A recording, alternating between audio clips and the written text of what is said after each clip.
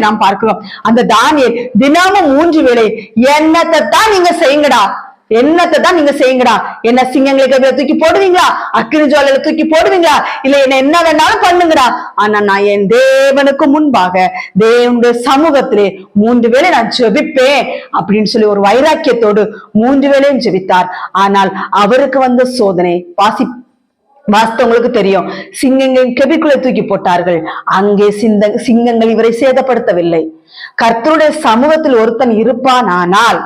ஒருத்தி இருப்பானால் அங்கே அவளை ஒரு மயிறு கூட கருகாதபடிக்கு தேவன் அந்த இடத்திலே அவங்களை எழும்பி பிரகாசிக்க தேவன் செய்ய வல்லவராயிருக்கிறார். அது சிங்கங்களின் குகையா இருக்கட்டும், கரடியின் குகையா இருக்கட்டும், பலு சர்ப்பங்களின் தாவரங்களா இருக்கட்டும், ஏதோ வேணாலும் இருக்கட்டும், கர்த்தர் சொல்லுகிறார் இந்த நாட்கள்ல என்னுடைய சமூகத்தில் இருக்கிற என்னுடைய ஜனங்களை நான் காக்க வல்லவராய் இருக்கிறேன். அதே சமயம் என்னுடைய சமூகத்தை விட்டு விலகுகிறவர்களை நான் கைவிடுவேன் என்று கர்த்தர் சொல்லுகிறார். கர்த்தர் இந்த நாட்கள்